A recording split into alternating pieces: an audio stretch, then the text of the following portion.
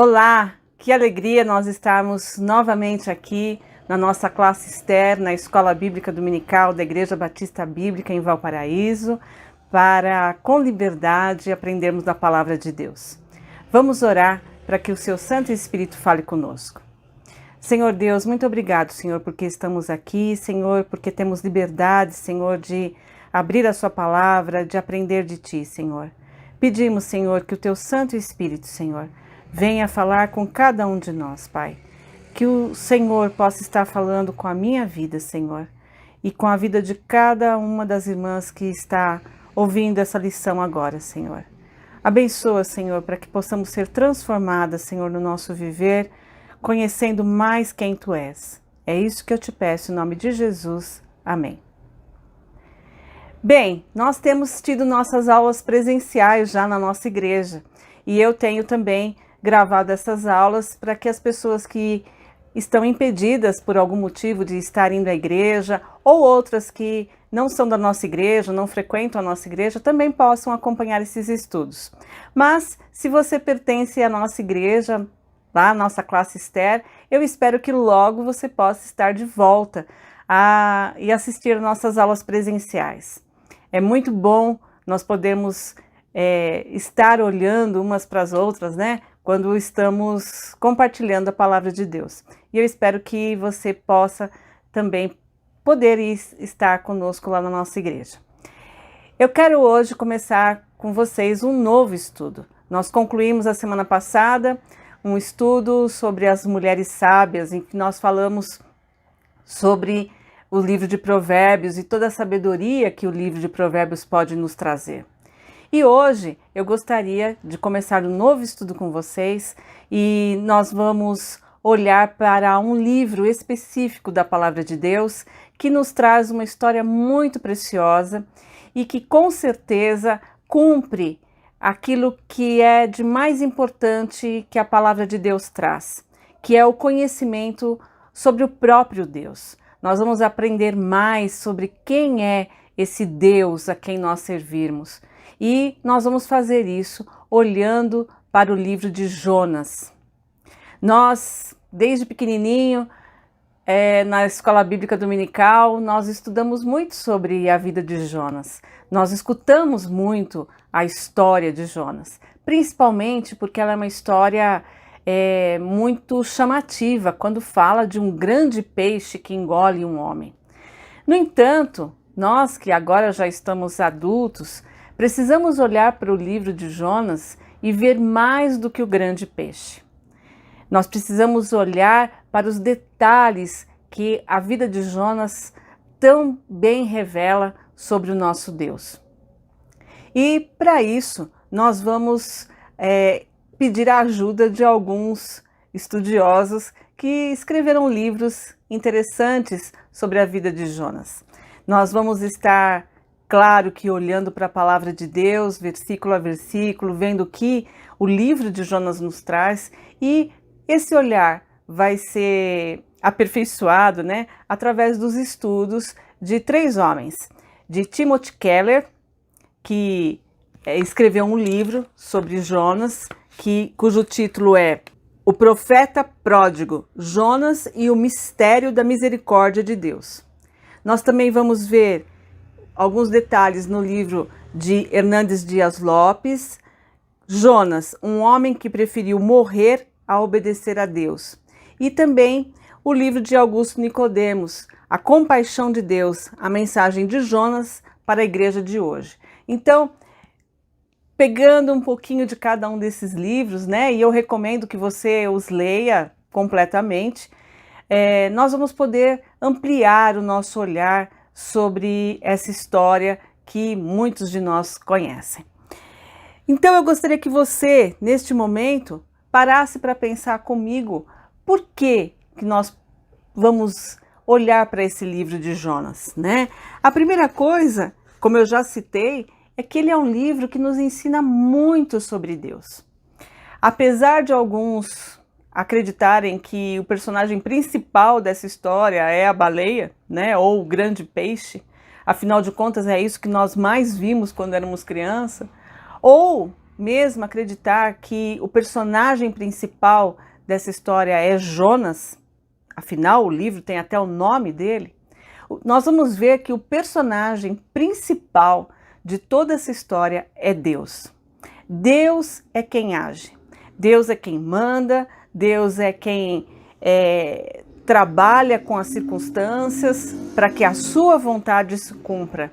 Deus soberanamente rege todos os detalhes dessa história para que o objetivo final dele seja alcançado. Então, nós vamos sim estudar o livro de Jonas para conhecer mais esse nosso Deus. Nós também vamos olhar para a história de Jonas porque é uma história muito importante. Apesar até de que alguns estudiosos digam que é uma parábola, que é uma história, né, e não uma coisa real, somente aquelas pessoas que não acreditam no poder do nosso Deus de operar milagres, né, aqueles que não acreditam que Cristo veio, que seria o grande milagre de Deus para a nossa salvação, é que podem acreditar que é uma história só, sem veracidade. Ela é tão real e tão verdadeira que o próprio Cristo citou Jonas quando ele fez referência aos 3 dias que Jonas passou na barriga do peixe e os 3 dias, né, da sua morte até a sua ressurreição. Nós vamos ver isso mais para frente em detalhes. Está lá em Mateus capítulo 12, versículo 39 a 41. Então, o próprio Jesus se utilizou dessa história. Então, nós também temos que olhar para essa história, porque com certeza ela é preciosa. E mais uma razão que temos para olhar para essa história é que hoje nós, né, somos tão sensíveis a julgar as outras pessoas, a estabelecer aqueles que são dignos da compaixão de Deus, da misericórdia de Deus, e os que não são, né, que não devem ter a compaixão de Deus. O mundo parece estar dividido entre os bons e os maus, e que nosso Deus deveria punir todos os maus e abençoar todos os bons, que normalmente nós queremos nos incluir nessa categoria, né? E nós vamos ver por essa história que a justiça de Deus não é assim, que a forma como Deus lida com o pecador é muito diferente da nossa forma de lidar, né, com as pessoas que nós julgamos não serem corretas. Então, Jonas é um livro precioso que nós precisamos mesmo estar olhando para ele. E eu convido você agora a abrir a sua Bíblia no livro de Jonas. E nós vamos começar pelos 2 primeiros versículos deste livro. Jonas, capítulo 1, verso 1 e 2 nos diz: A palavra do Senhor veio a Jonas, filho de Amitai. Vai agora à grande cidade de Nínive e prega contra ela, porque sua maldade subiu até mim. A versão da NVI diz para nós: A palavra do Senhor veio a Jonas, filho de Amitai, com esta ordem: Vá depressa à grande cidade de Nínive e pregue contra ela, porque a sua maldade subiu até a minha presença. Vamos agora olhar com cuidado cada um desses pedacinhos dos versículos e ver o quanto de informações, de ensinos nós podemos extrair de cada pedacinho desse, né? Começa aí o versículo 1 dizendo que a palavra do Senhor.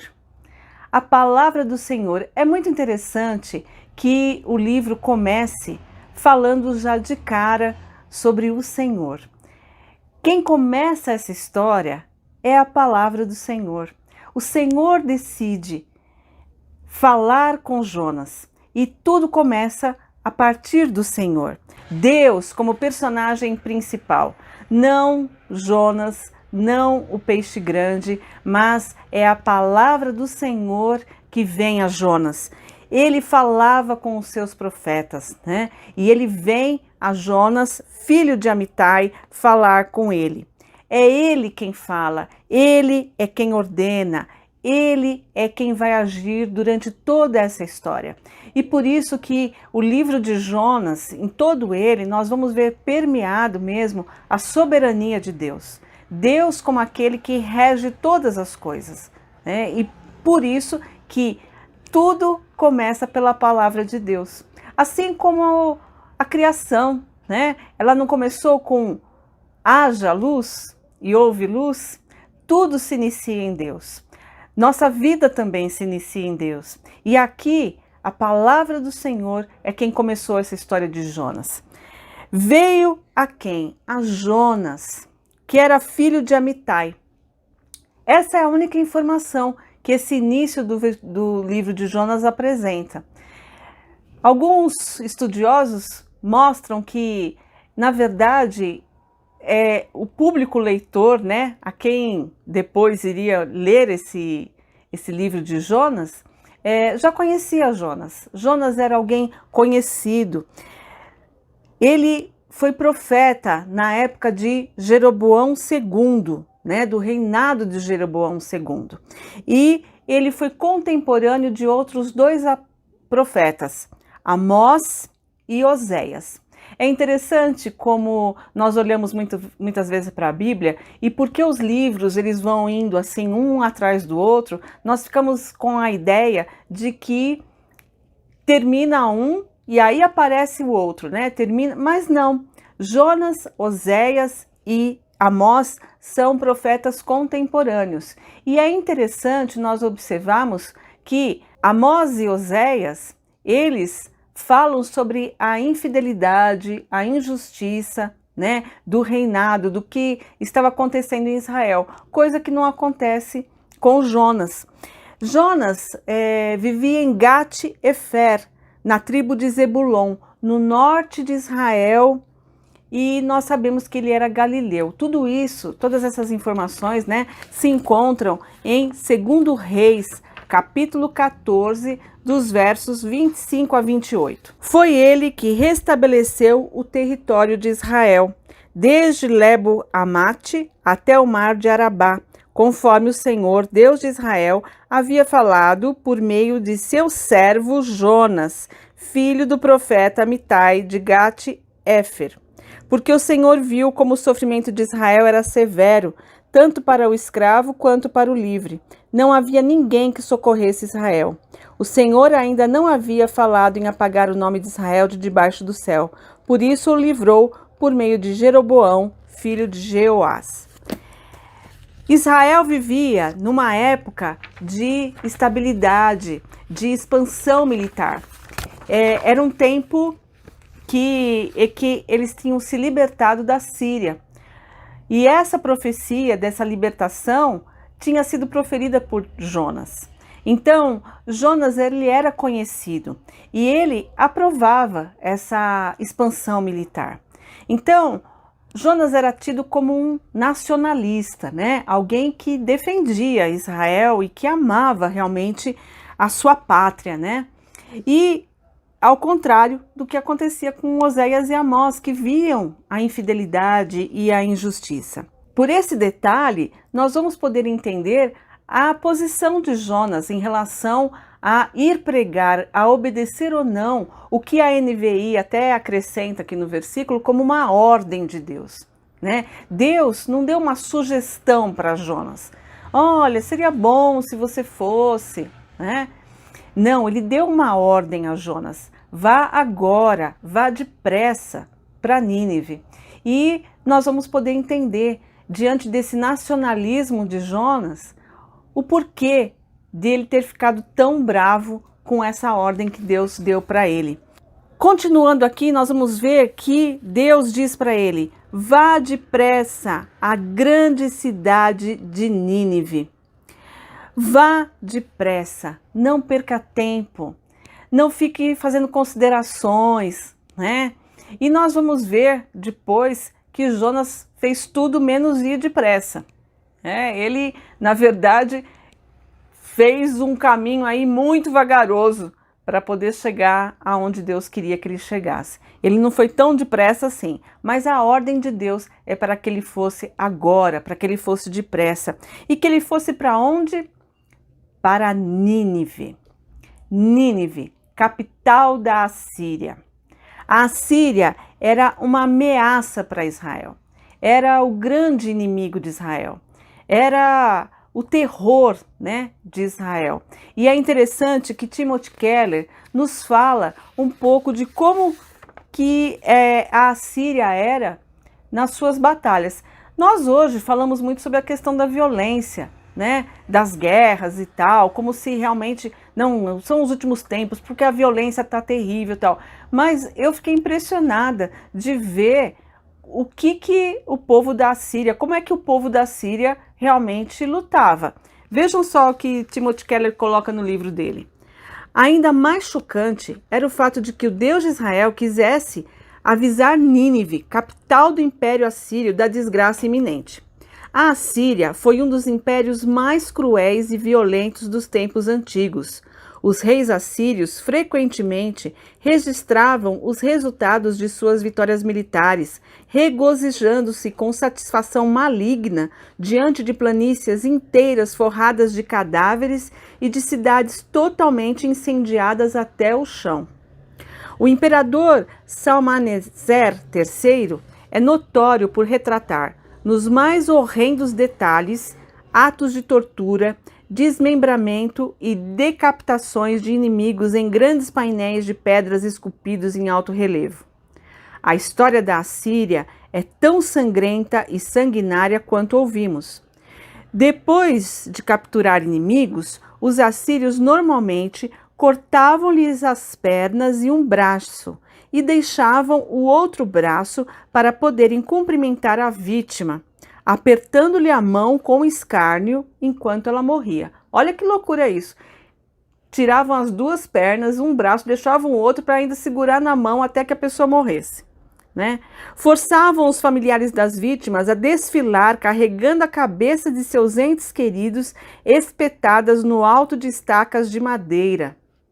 Arrancavam a língua dos prisioneiros e esticavam seus corpos com cordas para poderem ser esfolados vivos e ter a pele exposta nas muralhas da cidade. Queimavam adolescentes vivos. Aqueles que sobreviviam à destruição de sua cidade estavam fadados a suportar formas cruéis e violentas de escravidão. Os assírios foram chamados de Estado terrorista.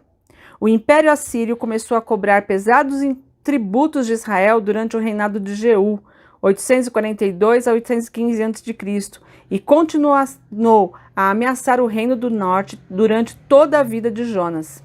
Em 722 a.C., finalmente os assírios invadiram e destruíram o reino do norte de Israel e sua capital, Samaria. Então vejam que às vezes, né, nós ouvimos falar assim, Jonas não queria ir para Nínive.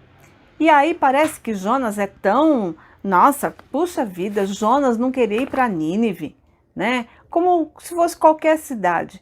Mas vejam a crueldade, vejam que povo que ele estava sendo chamado para ir anunciar. Outro detalhe interessante é que ele é o único profeta que é chamado para ir pregar para alguém que não era judeu. Isso para ele era uma missão tão absurda, né? Como que eu, um profeta, vou lá naquela cidade sanguinária, que eu tenho notícia de tudo que eles sempre fazem, eles são uma ameaça para Israel. Quem é que, como assim? Eles vão me ouvir, né? Eles vão querer saber do que eu estou falando? É a mesma coisa de você imaginar, né, numa outra proporção, você indo pregar lá em Berlim, no nazismo, no meio da praça, né, falando de Deus para aqueles alemães que queriam destruir os judeus. Então não havia sentido para Jonas. Para ele aquilo era um absurdo. Ele está indo para o meio daquela cidade sanguinária. Então, é essa a cidade de Nínive, a capital desse povo terrível, destruidor, sanguinário, né? E isso tem muitas referências com os nossos dias, que nós vamos daqui a pouquinho olhar melhor. Mas tenham isso em mente, né? Vá depressa para onde? Para essa cidade sanguinária, para esse povo realmente perdido. E continua: pregue contra ela, porque a sua maldade subiu até a minha presença. Era tão grande a maldade daquele povo, né, que Deus fala: olha, vai lá e prega, porque a maldade deles chegou na minha presença, na presença santa de Deus, né? Aquela maldade, toda aquela podridão. Imagina, gente, pendurar a pele dos inimigos nos muros, né? Fazer todas aquelas coisas terríveis. E ele está dizendo: Jonas, vai lá e prega. Esses 2 versículos, né, com poucas frases, nos revelam muito de Deus. E é esse o exercício que nós queremos fazer durante todo o estudo de Jonas. É olhar para o nosso Deus. Então, a primeira coisa que nós vemos sobre nosso Deus é que Deus fala. Nosso Deus não é um Deus mudo, um Deus distante, um Deus que não fala com as pessoas, com o seu povo. Antes, Deus falava pelos profetas e hoje ele nos fala por meio de Jesus Cristo. Está lá em Hebreus capítulo 1, verso 1 e 2, que diz exatamente isso, né? Que antigamente ele falava pelos profetas, mas hoje ele nos fala através de Cristo. Tudo o que Deus nos fala através de Cristo está na sua palavra. A vida de Cristo, os ensinamentos de Cristo, né? Tudo que ele fala para nós está na sua palavra. Deus continua a falar conosco.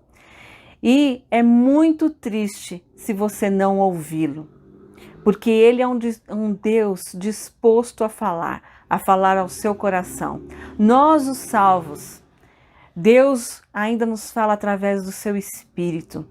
Ele conversa conosco e ele está disponível a conversar conosco todos os dias da nossa vida. Como é triste alguém querer falar com a gente e a gente recusar a ouvir, não é? Se você tem uma amiga, se você tem um amigo e você começa a mandar mensagens para essa pessoa e você vê que ela ignora as suas mensagens, que ela não atende os seus telefonemas, o que você vai pensar sobre ela? A primeira coisa que você vai pensar sobre ela é que ela não te ama, não é verdade? E assim também é com Deus, né? Ele nos fala e Ele quer que nós o ouçamos, que a gente abra realmente a nossa mente, o nosso coração para ouvir o que Ele tem para falar para nós. Outra coisa que nós podemos aprender aí é que a palavra de Deus está dizendo assim que Deus falou, a palavra do Senhor veio especificamente para Jonas, né? A palavra de Deus não veio num megafone para todos aqueles que acreditavam em Deus. Alguém aí, né? Fale lá com Nínive. Não, a palavra de Deus, a palavra do Senhor veio para Jonas.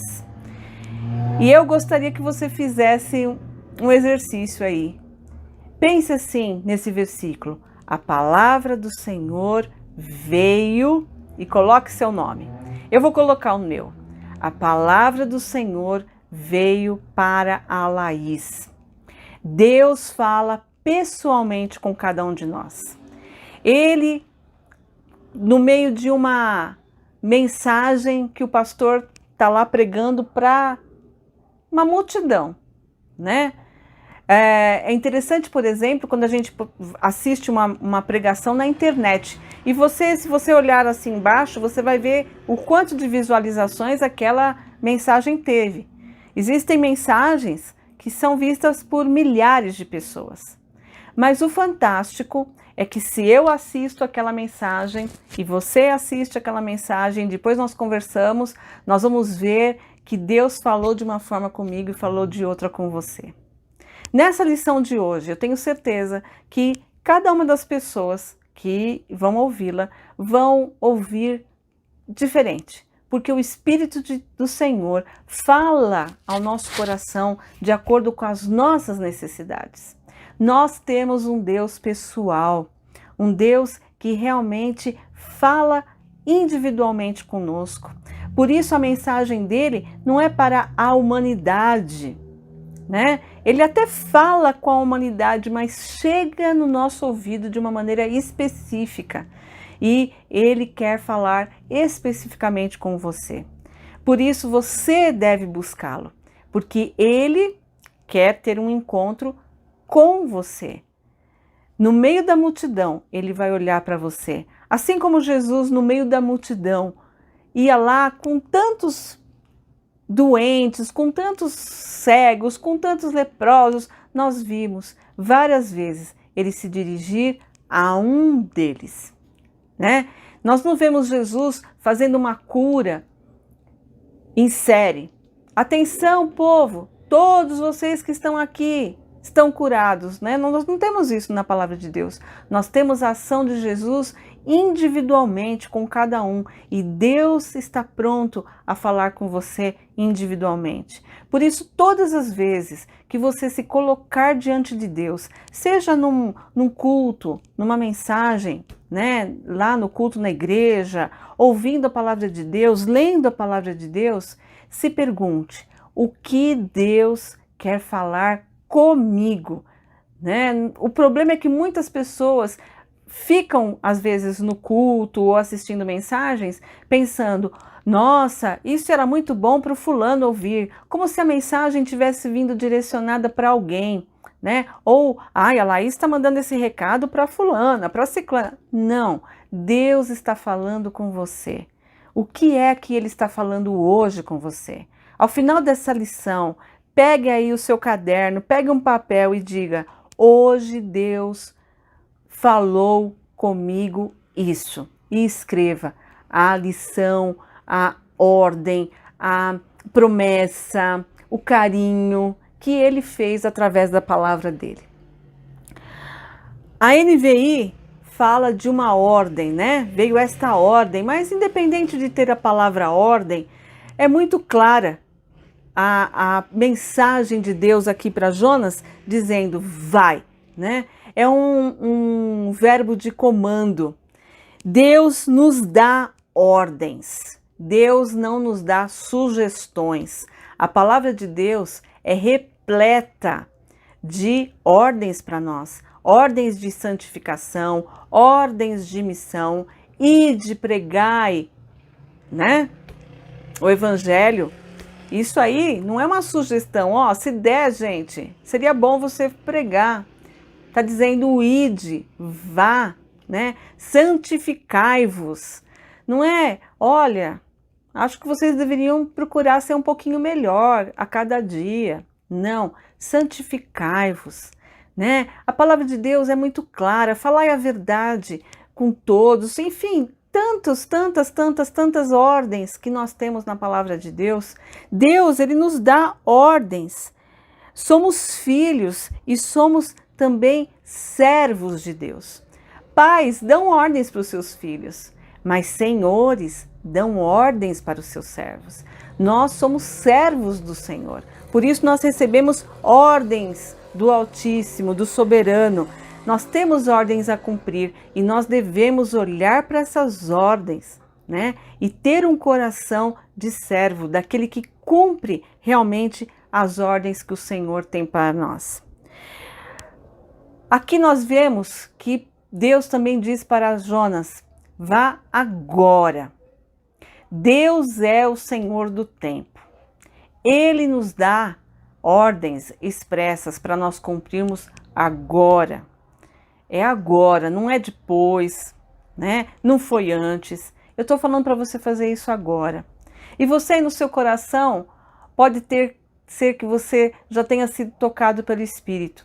Faça agora o que você tem que fazer. Não é amanhã, não é ontem, não é... É agora. Se é para você perdoar, é agora. Se é para você falar dele, é agora.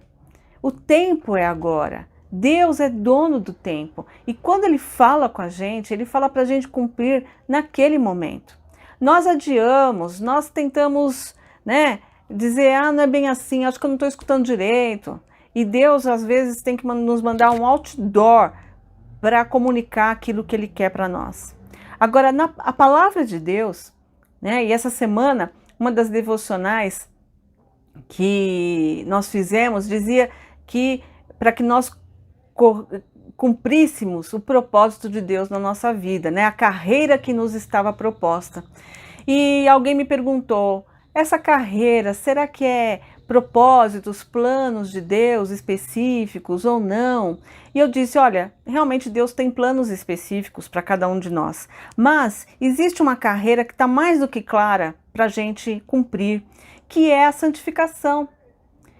A santificação, gente, não é para daqui a 3 anos, quando eu aposentar, ou para quando eu ficar mais velha, ou... A santificação é para agora. Sermos a imagem de Cristo é para agora. Deus está nos cobrando posições para agora. E Ele quer que você faça agora o que você tem que fazer. Então, Deus fala conosco, Deus fala individualmente com a gente, Ele nos dá ordem e Ele quer que nós a cumpramos agora, não é? Deus também está dizendo aqui para ele ir para Nínive. Como nós vimos, Nínive era um lugar odioso, era o pior lugar. Imagina que Jonas não queria ir para lá de jeito nenhum, né? Não, Senhor, aqueles lá já são perdidos. Pela justiça humana, eles estavam todos condenados. Mas outra coisa nós aprendemos é que Deus tem misericórdia por todos os povos e por todas as pessoas. Deus não faz acepção de pessoas, nem para usar da sua graça, nem para usar da sua disciplina, né?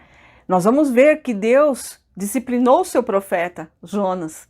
Então, Deus, ele disciplina. A maldade de Nínive tinha chegado até ele, e ele vai usar de misericórdia para com Nínive, mas se aquele povo não se arrepender, eles também sofrerão com isso. Então, Deus, ele tem misericórdia e tem disciplina por todos os povos e por todas as pessoas. Nós, na nossa justiça própria, nós queremos separar aqueles a quem Deus deve ser misericordioso e quem não. Às vezes, por exemplo, existem pessoas que condenam o ministério nas cadeias. Como que você vai lá pregar para estuprador, para bandido? Bandido, infelizmente, nós escutamos de pessoas salvas, crentes em Cristo. Bandido bom é bandido morto, né? Então, a nossa justiça própria é dizer, cometeu pecados abomináveis, morte eterna, né? Mas vamos lembrar que esse povo aqui de Nínive era aqueles que cortavam a língua dos seus inimigos, que penduravam a pele nos muros, que cortavam as 2 pernas, o braço e ficavam segurando na mão para ver a pessoa morrer. Então é desse povo aqui que Deus está tendo misericórdia. E como que nós, né, podemos, com a nossa justiça, condenar ou não? A palavra de Deus que diz que não há um justo, nenhum sequer. E Jonas se considerava mais justo e mais perfeito do que o povo de Nínive. E nós, muitas vezes, nos consideramos, né, mais dignos da bondade e da misericórdia de Deus. Às vezes nós não queremos que Deus use de misericórdia com até mesmo aqueles nossos irmãos que se desviaram, pessoas que já fizeram parte do nosso convívio, né, na igreja, que foram bênção e que pecaram. E nós acreditamos que aquelas pessoas não podem mais ser abençoadas. Nós, na verdade, queremos ver a mão de Deus pesando sobre elas para justificar a nossa vida com Deus. Olha lá, eu tenho que realmente continuar vivendo com Deus, porque olha o que acontece ali com aquela irmã, com aquele irmão que se perdeu, né? E quando essas pessoas se arrependem e tentam voltar para a casa de Deus, nós queremos colocar um monte de condição, né, para que elas sejam perdoadas por nós. Quando que por Deus, o Santo, ela foi perdoada tão rapidamente, né? Mas nós, com a nossa justiça, não. Então nós vemos aqui claramente na história de Jonas, esse Deus de misericórdia, e nós vamos ver em muitos outros momentos aqui dessa história, né? E a última coisa que a gente vê hoje aqui, A sua maldade subiu até a minha presença. Pregue contra ela. Deus não tolera a maldade. Deus é santo. Deus não convive com o mal. A sua justiça sempre virá. A palavra de Deus tem vários momentos, vários versículos que dizem dessa santidade de Deus. Levítico, capítulo 11, versículo 45 diz: porque eu sou o Senhor que vos fiz subir da terra do Egito, para que eu seja vosso Deus, e para que sejais santos, porque eu sou santo.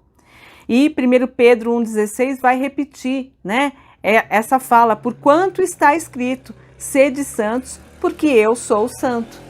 Então, Deus é santo e a maldade não coabita com Deus. Deus tem planos e Ele teve um plano perfeito para resolver a maldade do mundo. Foi a morte de Jesus na cruz que trouxe a redenção, que Ele morreu por nós, pelo nosso pecado. A maldade habita no mundo, O pecado habita no mundo. Nós muitas vezes esperamos bondade do mundo, mas a verdade é que o mal existe no mundo e que nós não vamos ter nunca relações perfeitas no mundo, porque o mal existe. Mas Deus resolve a questão do mal com a redenção, com Jesus Cristo e a cruz de Cristo. Então, aqui Deus está dizendo: a maldade subiu até mim. E eu estou dizendo para você, Jonas, vai lá e anuncia para eles a mensagem. Porque para resolver essa mensagem, para resolver essa maldade, só a mensagem que vem de mim.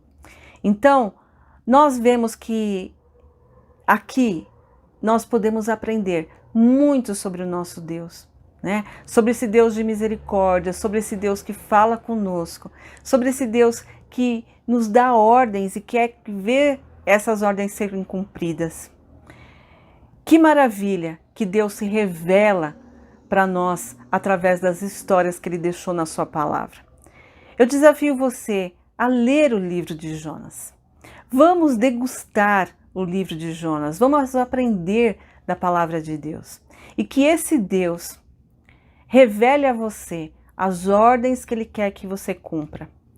E quando Ele revelar, vá depressa e cumpra, porque com certeza você será abençoado por ser obediente.